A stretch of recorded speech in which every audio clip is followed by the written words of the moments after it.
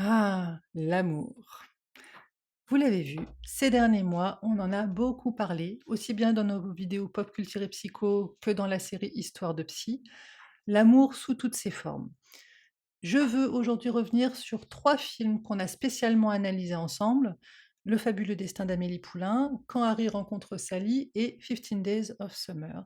Pourquoi? Parce que ces 3 films, oui, ils parlent d'amour, mais ils ont une question commune qui est plutôt d'analyser la rencontre. Qu'est-ce qui permet la rencontre amoureuse ou qu'est-ce qui l'empêche? Puisque dans ces 3 films, on voit bien qu'il y a du désir, on voit bien qu'il y a du lien, mais la rencontre, elle, elle ne va pas de soi. Ce qui est intéressant, c'est que ces 3 films nous montrent 3 manières de ne pas rencontrer l'autre, en tout cas au début. Bien sûr, les choses évoluent ou pas, de manière, surprenante ou pas. Ce qui est intéressant, c'est qu'on voit surtout 3 formes de défense psychique face au lien. Dans Amélie Poulain, Amélie, elle se protège dans son imaginaire. Elle ressent beaucoup, très fort. Elle observe tout, elle comprend très finement ce qui se passe chez les autres, mais elle, elle n'entre pas directement dans la relation. Elle va passer par des détours tout le temps, que ce soit avec ses collègues, que ce soit avec son père, que ce soit bien sûr avec Nino. Elle crée des scénarios, elle crée des mises en scène, elle crée des interventions, mais des interventions indirectes. Ça lui permet d'agir sur le lien, mais sans s'exposer véritablement. Je vous refais très rapidement, très synthétiquement les analyses psychanalytiques qu'on a fait de chacun de ces films. Pour Amélie Poulain, je vous ai surtout parlé de Winnicott, puisqu'elle s'appuie sur un refuge imaginaire très fort, ce qui lui permet de créer du lien, mais en évitant la rencontre réelle. Hem Et puis on a vu aussi quelque chose de très important chez Amélie, c'est qu'elle a peur d'être vue. Elle a peur d'être exposée au regard des autres. Elle désire, on ne peut pas dire qu'il n'y a pas de désir de la part d'Amélie, mais elle désire à distance. Avec Harry et Sally, c'est différent, le lien existe, mais il est dans le contrôle. La dynamique ici, ça va passer par de la parole, par de l'humour, par de l'intellectualisation. Je vous l'ai dit, Harry a un humour noir absolument délicieux qui permet de désamorcer constamment l'affect. Sally, elle, elle est dans le contrôle, elle organise, elle cadre, ce qui lui permet de mettre à distance ses affects. Et donc leur relation, elle fonctionne parce que ce sont leurs défenses qui fonctionnent l'une avec l'autre. On est dans quelque chose qui est très sécurisé en fait. Dans les 2 cas, de manière différente, mais dans les 2 cas, l'affect est filtré, il est contenu et parfois, il est déplacé dans le discours. D'un point de vue psy, on parle d'intellectualisation et d'isolation de l'affect, ça c'est des concepts freudiens. On peut parler d'une forme de protection du désir par la parole, c'est plutôt un concept lacanien. En gros, tous les 2, ils sont en lien. On ne peut pas dire le contraire et on voit qu'il y a du désir. Mais ils sont dans un lien et ils sont protégés du lien en même temps grâce à leur défense. Et enfin, avec, Tom et Summer, les 2 personnages donc de 15 Days of Summer, on est encore dans autre chose. On a Tom d'un côté, lui, qui est dans l'idéalisation. Il projette, il fantasme, il est persuadé qu'un destin amoureux existe. Alors que Summer en face, elle, elle refuse l'engagement, elle garde des distances, elle ne veut pas, s'ancrer dans une relation, hem, logique, attendue. Voilà, un lien amoureux attendu. Donc en fait, entre les 2, il n'y a pas de rencontre. Là, on est dans une autre, situation. Autant dans les 2 films précédents, il y a du lien qui permet la rencontre. Or ici, il n'y a pas vraiment de lien. On est dans un décalage. D'un côté, il y a du fantasme, de l'autre côté, il y a de l'évitement. D'un point de vue analytique, on peut dire que Tom est dans l'idéalisation de l'objet. C'est là aussi un concept freudien ou plutôt post-freudien. Chez Summer, on est dans le refus de l'inscription. Résultat, le désir est là, mais il ne suffit absolument pas. D'ailleurs, c'est un point commun, un dénominateur commun à ces 3 films. Le désir est là, du début à la fin, mais ça ne suffit pas à faire une relation. Chez Amélie, grâce à son imaginaire, son désir est contourné. C'est une sorte de sublimation comme on a vu, mais qui au bout d'un moment ne fonctionne plus, en tout cas pas avec l'intensité de ses affects pour Nino. Chez elle donc, le désir existe mais est contourné. Chez Harry et Sally, le désir existe mais il est différé, il est maîtrisé et différé dans le temps. Chez Tom et Summer, le désir existe mais il est désynchronisé. Ils n'ont pas du désir ensemble et de la même manière. Donc, on peut déjà en conclure de manière assez évidente que le désir seul ne crée pas la rencontre. Et c'est quelque chose que je voulais à tout prix insister, enfin sur lequel je voulais à tout prix insister et répéter encore une fois dans cette dernière vidéo. Un désir ne suffit pas à créer une relation amoureuse. Si j'ai choisi ces 3 films en particulier, c'est pas pour rien, parce que des films, sur l'amour hétéronormé, un garçon rencontre une fille rencontre un garçon, je pense qu'il y en a tellement, dans, voilà, dans toute la filmographie, disponible aujourd'hui.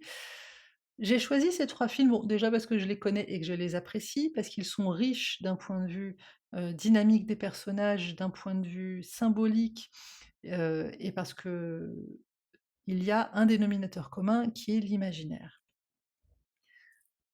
Chez Amélie Poulain, l'imaginaire, il est très beau parce qu'il est montré à l'écran de manière très douce. On voit les personnages qui s'animent, on voit, les nuages qui prennent des formes de nounours ou autres. L'imaginaire est scénarisé dans le film. Dans Harry et Sally, c'est un peu différent. L'imaginaire, n'est pas montré à l'écran, mais il est, symbolisé.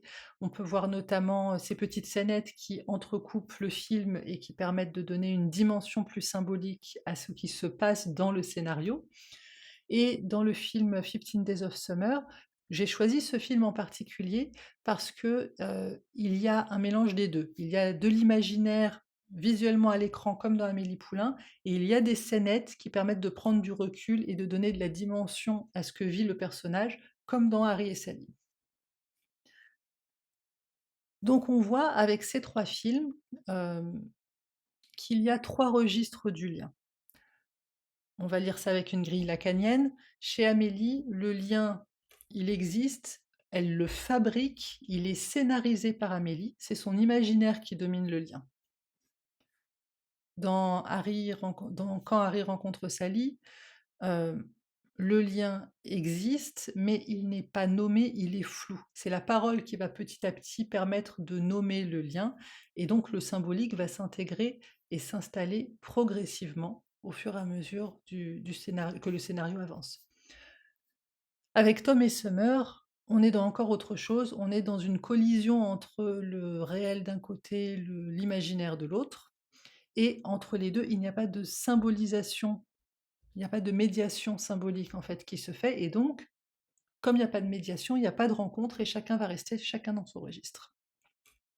Donc c'est quand même intéressant de voir que, à partir d'un scénario de base très convenu, c'est la rencontre physique entre 2 individus et le désir qui en découle, il peut se passer un grand nombre de choses. Et ce qui change dans ces scénarios, outre la personnalité de chacun des personnages qui, bien entendu, fait avec son historique, ses automatismes et son inconscient, ce qui va changer et ce qui va faire que le scénario évolue ou non, c'est la capacité à lâcher quelque chose. Parce qu'il y a quand même un abandon qui se fait, sinon on répète encore et toujours le même scénario en boucle avec la même personne ou avec différentes personnes. Dans Amélie Poulain, pourquoi Amélie, finit par, sortir de son monde imaginaire contrôlant? C'est parce qu'elle accepte enfin d'être vue par Nino.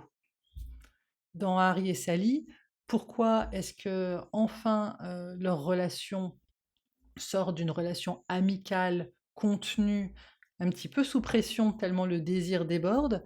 C'est parce qu'ils acceptent de montrer chacun une forme de vulnérabilité à l'autre.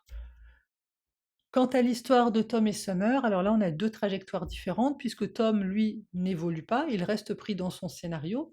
Quant à Summer, oui, elle évolue. Elle évolue parce qu'elle accepte de lâcher, sa manière d'être en relation avec les autres, avec les hommes. Elle accepte finalement, de manière qu'elle décrit elle-même comme naturelle, ça s'est fait tout seul. Elle finit par accepter de rentrer dans une relation, heu, hétéronormée reconnue par la société.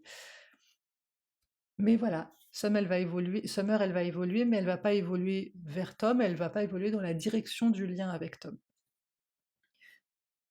Donc ces 3 histoires, elles sont extrêmement précieuses parce qu'elles nous rappellent à elles 3 vérités que je me dois de rappeler très régulièrement à mes patients, gentiment bien sûr, mais il faut pouvoir l'intégrer petit à petit quand on a des difficultés sociales et amicales.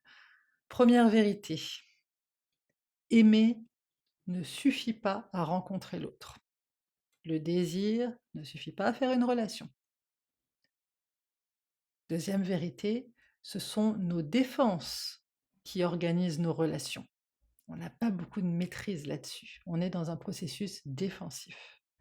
Troisième vérité, pour que enfin la relation devienne une véritable rencontre, il faut qu'il y ait une perte. C'est pas possible de faire autrement. Quand je parle de perte, je parle de la perte de contrôle, je parle de la perte d'illusion et d'une certaine mesure, la perte, d'une partie du lien.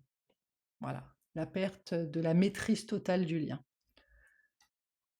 Voilà, j'espère que ces 3 informations, ces 3 pistes déjà vous aideront peut-être à mieux comprendre vos difficultés relationnelles si vous en avez et si vous avez constaté que vous répétez un petit peu des schémas dans chacune de vos relations. Au fond, ces 3 films, ils vont nous raconter la même traversée. C'est ça qui est vraiment intéressant, c'est que ça nous parle de cette même traversée de la rencontre, mais à 3 endroits différents. Amélie, sa traversée, ça va être de sortir du retrait.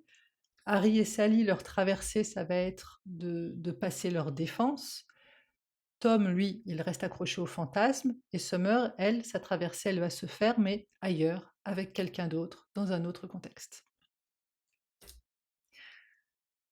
Dernière petite question qui peut-être pourra répondre aux nombreuses interrogations que vous m'avez envoyées et transmises ces dernières semaines sur l'amour de manière générale et la relation amoureuse en particulier.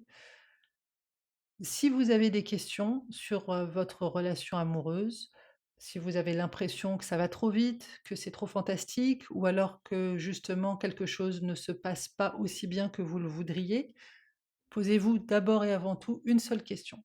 Est-ce que vous êtes en train de rencontrer l'autre ou est-ce que vous êtes en train de protéger quelque chose en vous?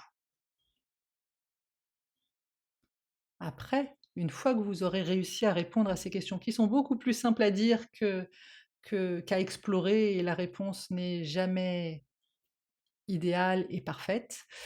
Pour autant, une fois que vous savez ce que vous apportez et ce que vous voudriez lâcher dans la relation, vous pourrez ensuite voir si ça coïncide avec ce que l'autre dans votre relation est en train de vous apporter et ce que l'autre est en train de lâcher.